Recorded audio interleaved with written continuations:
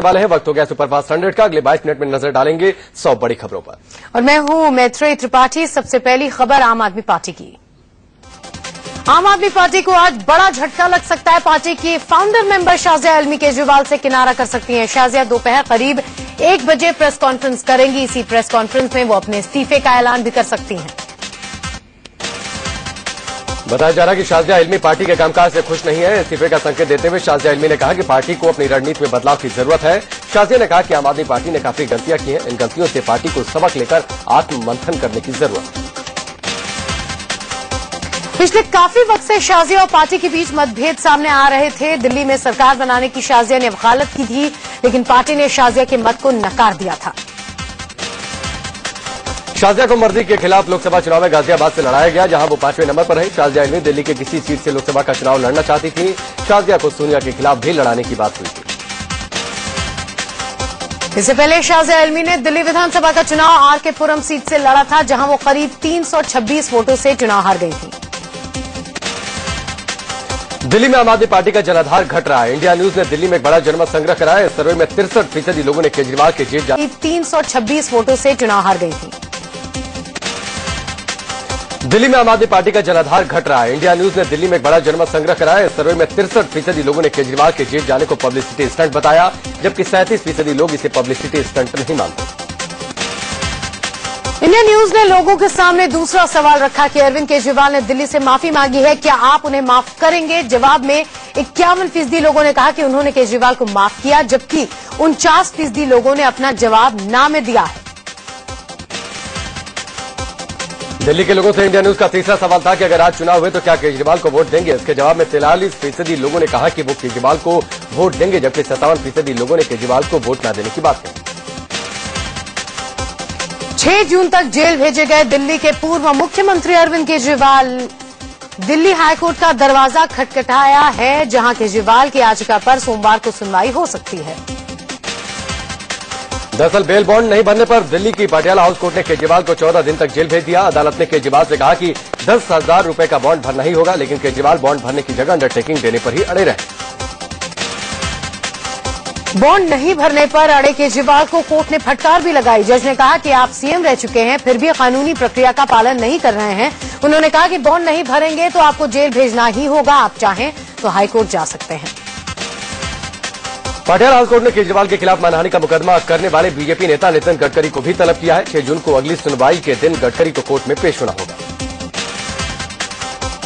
केजरीवाल के बॉन्ड न भरने का आम आदमी पार्टी ने बचाव किया है। प्रशांत भूषण ने कोर्ट पर सवाल खड़ा करते हुए कहा है कि फौजदारी अदालतों में भी अवैध तरीके चलने लगे हैं। वहीं आम आदमी पार्टी के नेता मनीष सिसोदिया ने कोर्ट की कार्रवाई पर टिप्पणी करने से इनकार कर दिया। सिसोदिया ने कहा कि अंदर की बात हो गई है, हालांकि मामले को ऊपरी कोर्ट में ले जाने की बात उन्होंने जरूर की। वहीं केजरीवाल ने जेल से एक चिट्ठी लिखकर कार्यकर्ताओं को कहा है कि वो लोगों के बीच उनका संदेश पहुंचाएं। केजरीवाल की चिट्ठी दिल्ली के कॉन्स्टिट्यूशन क्लब में हुई बैठक में कार्यकर्ताओं को दिखाई गई। आम आदमी पार्टी की कॉन्स्टिट्यूशन क्लब में हुई बैठक में कार्यकर्ताओं ने हंगामा भी किया। ये कार्यकर्ता पीएससी भंग करने की मांग कर रहे थे। इन लोगों ने बैठक में इस मांग से संबंधित पोस्टर भी लहराए। नरेंद्र मोदी 26 मई को शपथ लेने वाले हैं। मोदी के मंत्रिमंडल को लेकर मंथन जारी है। शुक्रवार को नरेंद्र मोदी और बीजेपी अध्यक्ष राजनाथ सिंह के बीच लंबे दौर तक बैठक हुई, जिसमें मोदी के कैबिनेट को लेकर चर्चा हुई। गुजरात भवन में हुई इस बैठक में मोदी, राजनाथ के अलावा बीजेपी के पूर्व अध्यक्ष नितिन गडकरी भी शामिल हुए। मंत्रिमंडल को लेकर हुई इस माथापच्ची में अरुण जेटली और यूपी बीजेपी के प्रभारी अमित शाह भी मौजूद थे। बताया जा रहा है कि मोदी ने बीजेपी सांसदों का बायोडेटा पहले ही मंगवा रखा है। माना यह जा रहा है कि वो पार्टी के वैसे सांसदों को बड़ी जिम्मेदारी देने के बारे में सोच रहे हैं जिनका ट्रैक रिकॉर्ड शानदार रहा है। नरेंद्र मोदी का मंत्रिमंडल गठन को लेकर मंथन का दौर आज भी जारी रहेगा। सूत्रों से खबर है कि मोदी का मंत्रिमंडल पिछली सरकार के मुकाबले छोटा होगा। बताया जा रहा है कि कई मंत्रालयों को आपस में मिलाया भी जा सकता है। भले ही नरेंद्र मोदी छोटा मंत्रिमंडल चाह रहे हों, लेकिन उनकी सबसे बड़ी सहयोगी पार्टी शिवसेना ने बड़े मंत्रिमंडल की मांग की है। शिवसेना प्रमुख उद्धव ठाकरे ने कहा है कि मंत्रिमंडल बड़ा होना चाहिए ताकि सभी दलों के नेताओं को जगह मिल पाए। देश के भावी पीएम नरेंद्र मोदी ने गुजरात छोड़ते छोड़ते अपनी पर्सनल सेविंग्स से 21 लाख रुपए दान कर दिए। नरेंद्र मोदी ने यह दान गुजरात सरकार के सचिवालय के कर्मचारियों के बच्चों के लिए दिया। नरेंद्र मोदी के शपथ ग्रहण समारोह में पाक पीएम नवाज शरीफ शामिल होंगे या नहीं, इस पर आज फैसला हो सकता है। सूत्रों के मुताबिक शरीफ भारत आना चाहते हैं, लेकिन इस संबंध में वो अभी तक अपना मन नहीं बना पाए हैं। कहा जा रहा है कि भारत आने को लेकर नवाज शरीफ ने इस्लामाबाद में आर्मी चीफ रईस शरीफ से चर्चा भी की है। साथ ही उन्होंने वरिष्ठ मंत्री और टॉप ऑफिसर से भी इस बाबत मंत्रणा की। अब आखिरी फैसला आज होना है। नवाज शरीफ के शपथ ग्रहण समारोह में आने को लेकर सस्पेंस बरकरार है, लेकिन आतंकी हाफिज सईद कतई नहीं चाहता कि नवाज भारत आएं।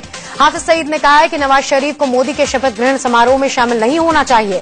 हाफिज ने नवाज को कश्मीर मसले का हवाला दिया है।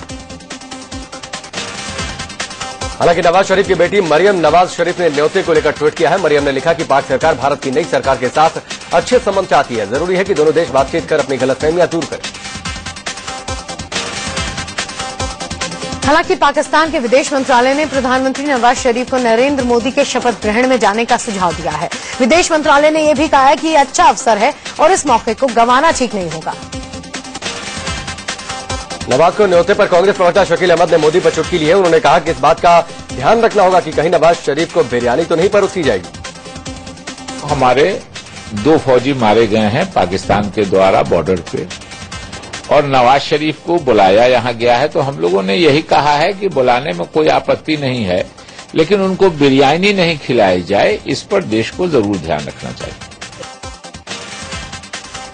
पीएम के शपथ ग्रहण समारोह के लिए 7 देशों के प्रमुखों को न्योता भेजा गया है, जिसमें से 6 ने हामी भर दी है। विदेश मंत्रालय के प्रवक्ता सैयद अकबरुद्दीन ने यह जानकारी दी है। इन देशों में अफगानिस्तान, बांग्लादेश, भूटान, मालदीव, नेपाल और श्रीलंका शामिल हैं। शपथ ग्रहण में श्रीलंका के राष्ट्रपति महिंद्रा राजपक्षे को न्योता भेजने का विरोध जताने के लिए एमडीएम के प्रमुख वाइको ने नरेंद्र मोदी से मुलाकात की। वाइको बीजेपी अध्यक्ष राजनाथ सिंह से भी मिले थे। 26 मई को प्रधानमंत्री पद की शपथ के बाद नरेंद्र मोदी विदेशी प्रतिनिधिमंडल को भोज भी दे सकते हैं। सूत्रों से खबर है कि सोमवार की शाम हैदराबाद हाउस में दावत रखी गई है, जहां विदेशी प्रतिनिधियों की आगवानी खुद मोदी करेंगे।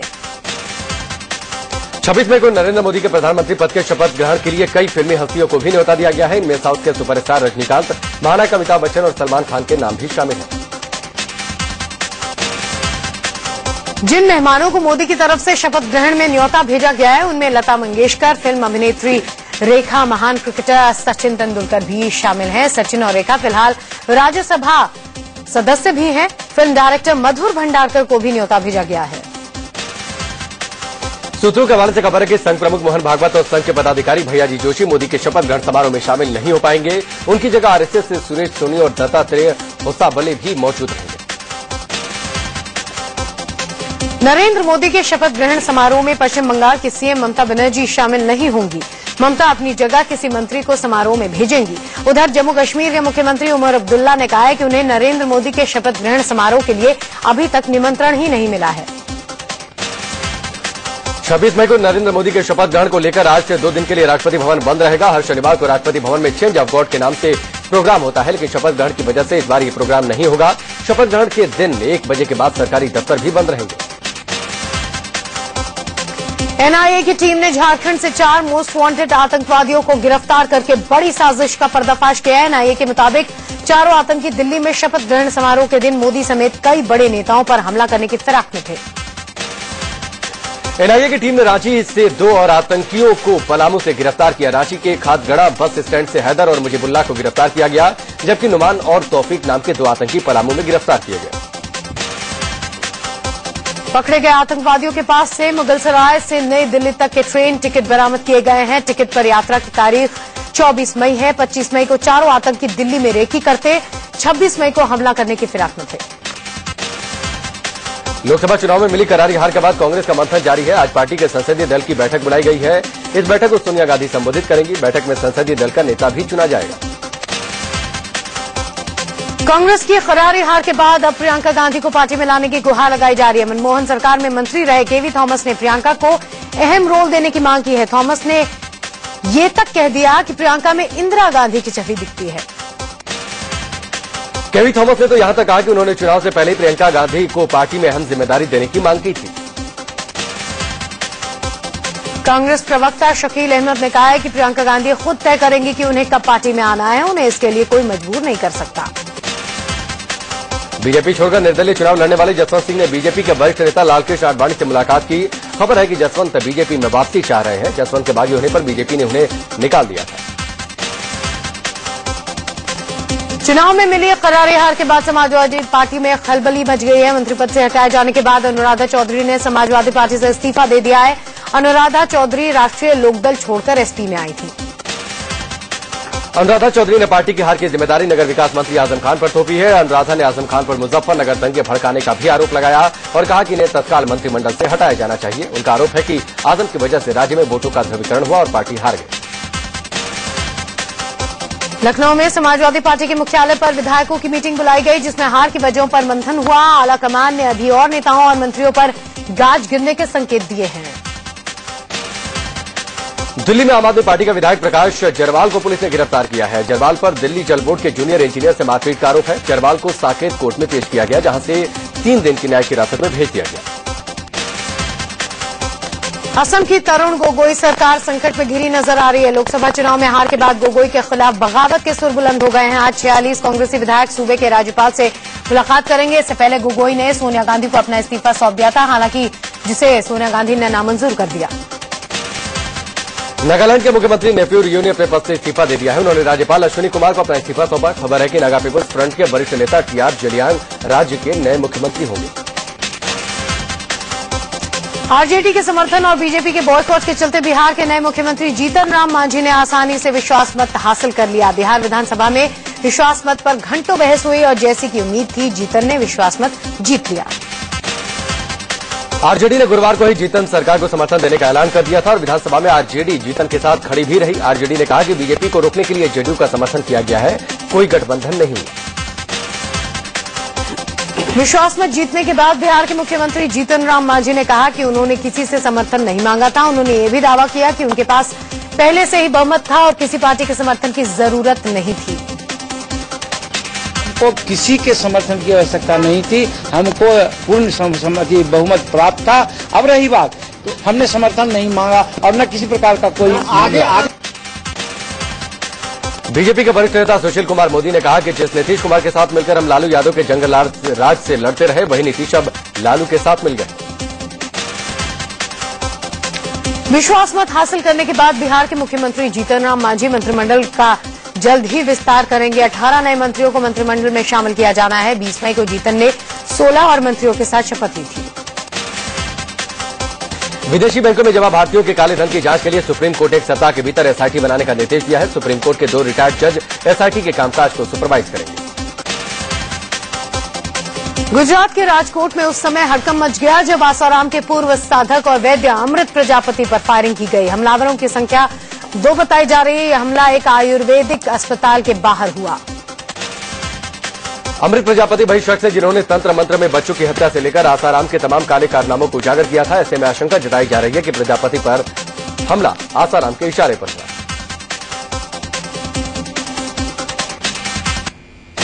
कटौती से लोगों की परेशानियां बढ़ गई हैं। चुनाव से पहले बिजली आपूर्ति के लिए गांवों में 16 घंटे और शहरों में 20 घंटे तय किए गए थे, लेकिन चुनाव के बाद अब गांवों के लिए 11 घंटे और शहरों के लिए 15 घंटे कर दिए गए हैं। तय घंटों के मुताबिक भी बिजली आपूर्ति नहीं हो रही है। 6 घंटे की अतिरिक्त कटौती की जा रही है। बिजली विभाग का कहना है कि मांग और उपलब्धता के अंतर के चलते कटौती करनी पड़ रही है। प्रतिदिन बिजली की मांग 27.1 करोड़ यूनिट है, जबकि उपलब्धता 25.5 करोड़ यूनिट की है।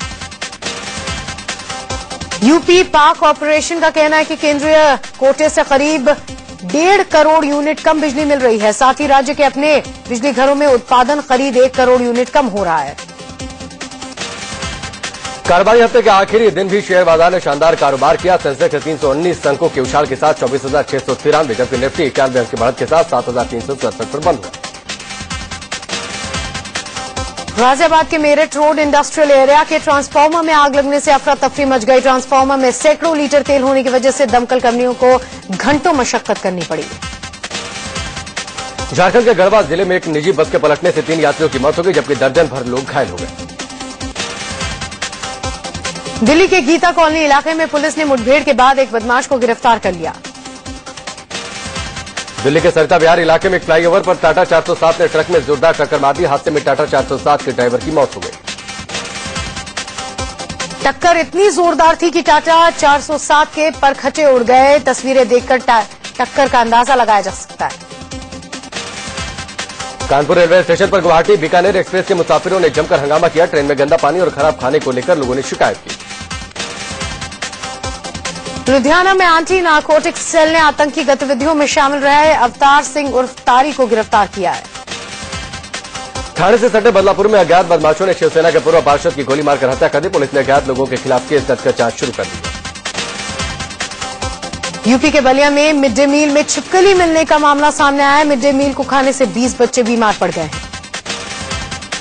इस लापरवाही पर प्रदेश के बाल विकास और बेसिक शिक्षा मंत्री राम गोविंद चौधरी ने जांच की बात कहकर पल्ला झाड़ लिया तो जिला प्रशासन भी जांच के नाम पर अपना बचाव करता नजर आया।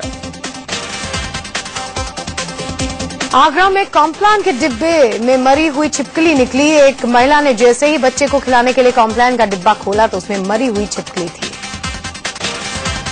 यूपी के कानपुर में अब एटीएम से पानी निकलेगा। इसके लिए एटीएम कार्ड की तरह एक कार्ड जारी किया जाएगा जिससे एक व्यक्ति दिन भर में 20 लीटर पानी 5 रुपए खर्च कर निकाल सकेगा।